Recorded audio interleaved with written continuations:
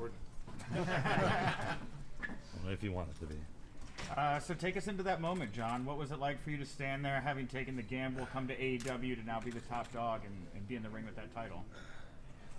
I'm feeling pretty fucking good about it, to be honest with you. Like,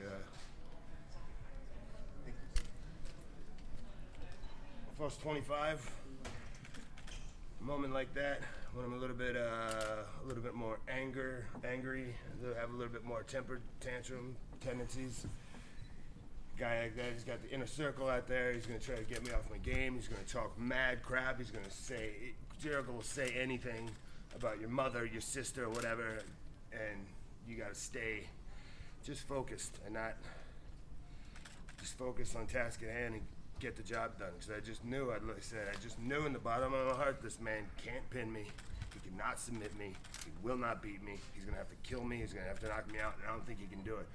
So I'm gonna have to have eyes in the back of my head and make sure I don't get tripped up by all these obstacles. He's been trying to throw every obstacle at me for the last 2 months, from stabbing me in the eye, from trying to trick me into joining a stupid group, from beat downs, getting jumped, throwing assassin at me, and I've survived all these things. And the whole time, just stay focused on the task, execute, get the job done. And that feeling of satisfaction, a piece of work, that artistic satisfaction, 8 weeks of beginning to end, a piece of work. It's like popping fucking bubble wrap. It's so satisfying. It's why we do this, and to be standing there in the arena full of 6,000 people who are just so happy, and they've been on the ride and been on the journey, and it just, you know, it's like a painting I can hang on my wall and I can always look at. Moxley. My name is AJ from the AJ Awesome Show. What's up, little man? What is the AJ Awesome Show? It's a podcast on YouTube where I interview wrestlers. All right. And It's very industrious of you. my question is, if there's anyone that you could face for the belt, who would it be? Well, I don't want to single anybody out, and I don't want to hide from anybody. I will, like I said in the ring, I don't care. Like, I've been calling out. I've been actively seeking competition. Nobody wants to fight me. There's no benefit to fighting me. You're not gonna beat me. You're probably gonna get hurt. It's been hard to find opponents. Only, dudes who are nuts like Joe Janela or Darby Allin even step up and, they get hurt. Or little lackey bitches or punk assassins like Jeff Cobb, Sammy Guevara. Either you have to get paid an extra bonus or you have to have a screw loose to want to get in the ring with me. But now I've made myself a target. Now people are going to be a lot more intrigued at the opportunity of risking getting hurt in a match with me, because everybody is going to want this big, shiny, beautiful freaking gold belt that's all covered in blood. I'll take on, I plan on taking on everybody, however long that takes. Do you envision Chris Jericho coming for a rematch at this time? I mean, what do you think?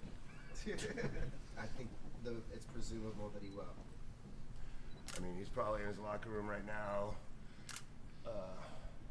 on the phone with the athletic commission and the doctors and AEW and the Congress, just doing everything he can to try to get this decision overturned or screwed, whatever. Jericho's he's a thorn that does not go away. He's a guy who's been a thorn in my side in some form or another for years now. This isn't our first time crossing paths, so I assume we'll cross paths again, whether that's sooner, whether that's later. I will tell you, little man, though, he is my friend. He is a guy that, like I said, a year ago, we had a conversation on the phone, and we said, let's bring fucking sorry, I'm apologizing. You shouldn't. Let's bring pro wrestling back. Pro wrestling that you grew up on. Not crap, not sports entertainment, not scripted, canned horse crap. Pro wrestling. I'm telling you, it works. It's like mac and cheese. It always works. It's always good. And we brought that back to the people. But the guy who I had that conversation with was Cody Rhodes, who has put himself in a scenario where he can never get a world title shot. I'm just thinking of this because I literally just walked by him in the hallway. But I'm not going to play that game. I'm not going to live in a world where, you beat everybody, but except for Cody, because he had that thing with MJF and all that, so he couldn't get to it. Well, if he feels like he can beat me, he better damn sure expect to get in the ring with me, and we're going to waive the little rule, because I'm not living in a world where he gets to, that's a cop-out. That's a way out. If he thinks he can beat me, I insist he give it a try, because if he can beat me, I don't think he can, but I want to know. And I want to find out. I deal in honesty. Honesty and simplicity. I'm a simple man, simple rules, simple values, simple tastes. And I like the truth. So maybe we'll find that out. When Jericho won his title, he wasn't met with a warm reception backstage. What was it like when you walked back with that big belt on your shoulder? Kind of a little, a very, very warm reception from, my new friends, really more like family now, co-workers and so forth, and that was an incredibly warm feeling. I'm not used to warm feelings like that, so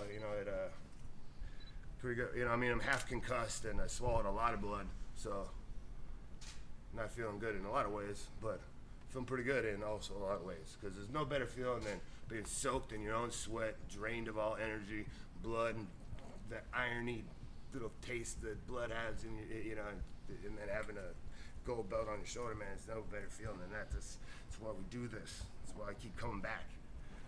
How would you compare working a main event of a pay-per-view here compared to some of the other places you have? This is the best place in the United States, 100% for sure. This is the major league of professional wrestling, in my opinion. This is where it's at. This is pro wrestling, and this is the championship in pro wrestling now. Jon, you've had a lot of criticism of creative control and things like that from your former place of employment. What does it mean to you that AEW put the faith in you to make you the new central person in the company? I walked right in, and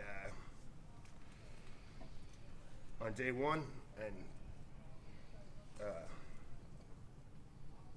took the spot, man. I've been on just a mission for the last however many months, more like a mission of, self-actualization, just being, I know what I am and I know what I'm capable of. And I'm not trying to, live within your limits. I'm trying to break beyond my own limits. I don't want to die without having reached the full actualized potential of what I can become. I don't know what that is or what that looks like, but I don't even think we are close yet.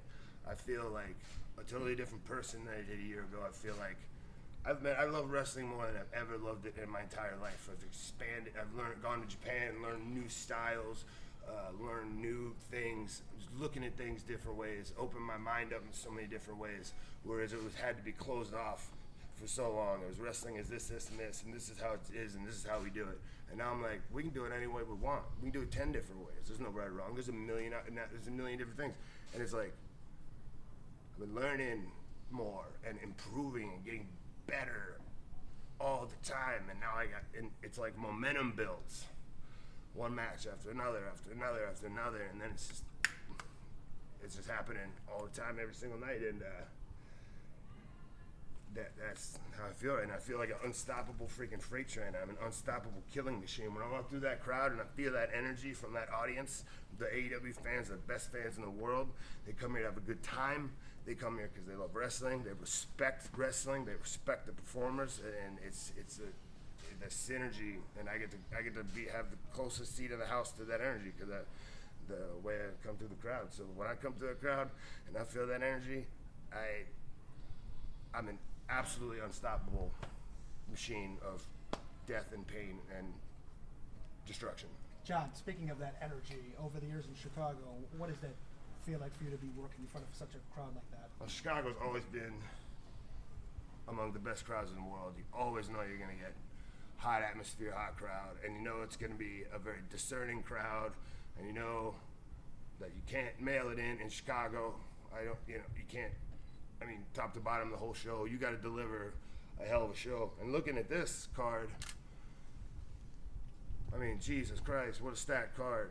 What a litany of great matches and performers. And to have to close the show on a night like tonight, I knew I had to get the job done and send everybody home on their feet with a new champion. You So, guys, last question, please. Last question. You're literally bleeding profusely right now in front of us. You've been in pain and you've put that towel to your head several times. When did that happen, and how did it affect you in the match, having to deal with that? he threw my head into the ring post on the floor and basically headbutted a steel post about as hard as it can be headbutted. Oh my God. And I was seeing triple for a minute out of my one eye, so I still feel a little woozy. So I was like, whoa, this isn't good. And then I felt that hot, feeling of, you instantly know, like, I'm severely lacerated. Last pay-per-view happened to me too, except it was on the back of my neck. And I was like, oh, put pressure on the wound. So that's what I did tonight, just put pressure on the wound. And, hey, it looks good, right? I mean, I get a nice tight shot. Yeah, of it. let's get in there. Yeah, I mean, we're all getting in love there. it. Yeah, I don't care. that's- I'm not squeamish. Yeah. I like it. Can I get a shot with you at your belt? Well, that's what I'm standing here for. Well, turned around. There you go. What are you All doing right. with your camera? Thank you, All right, guys. Thanks, man. Thank you. No, cool. Thank you.